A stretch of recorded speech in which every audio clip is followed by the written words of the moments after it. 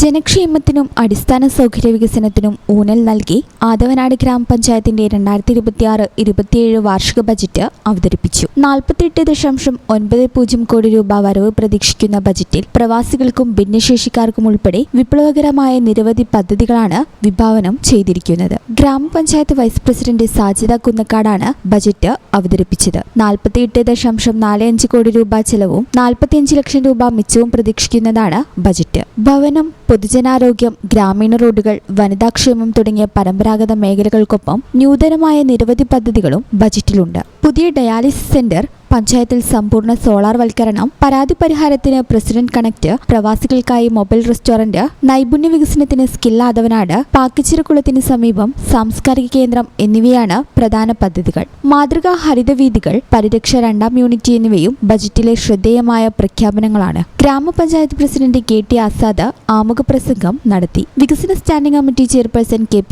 ജാസർ, ക്ഷേമകാര്യ standing committee chairperson KP Mariyamu, ആരോഗ്യ വിദ്യാഭ്യാസ standing committee chairperson Anwar Kadalazhi എന്നിവർ ചർച്ചയിൽ പങ്കെടുത്തു. പഞ്ചായത്ത് അംഗങ്ങൾ, ഉദ്യോഗസ്ഥർ തുടങ്ങിയവർ പങ്കെടുത്ത യോഗത്തിൽ ആദവനാടിന്റെ മുഖച്ഛായ മാറ്റുന്ന വികസന രേഖയ്ക്കാണ് അംഗീകാരം നൽകിയത്. സവിശേഷ സ്ഥാനമുള്ള ചരിത്രഭൂമിയാണ് ആദവനാട്. നൂറ്റാണ്ടുകളുടെ അധികാര പാരമ്പര്യവും ആത്മീയ ഗരിമയും ഒത്തുചേരുന്ന ഈ മണ്ണ് മാറ്റത്തിന്റെ വലിയൊരു ചരിത്രം കൂടി അവകാശപ്പെടുന്നു. സാമൂതിരി രാജാവിനെ അരിയിട്ട് വായിക്കുവാനുള്ള ആധികാരികമുണ്ടായിട്ടും ആഴുവാഞ്ചേരി മനയുടെ ആസ്ഥാനമെന്ന നിലയിലാണ് ഈ നാട് ചരിത്ര പ്രസിദ്ധമായത്. എന്നാൽ ചരിത്രം അധികാരത്തിന്റെ കഥ മാത്രമല്ല. ഭക്തികാവ്യങ്ങളുടെ കുലപതി മേൽപ്പത്തൂർ പട്ടേതിരിപ്പാട്, ജനകീയ ഐതിഹ്യങ്ങളിലെ പ്രതീകമായ പാക്കനാർ എന്നിവരുടെ സ്മരണകൾ ഈ നാടിന്റെ സാംസ്കാരിക ചൈതന്യമായി ഇന്നും നിലകൊള്ളുന്നു.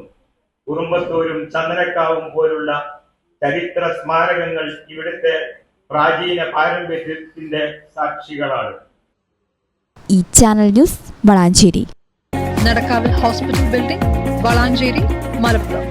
Phone number 0494208410, 7034071111.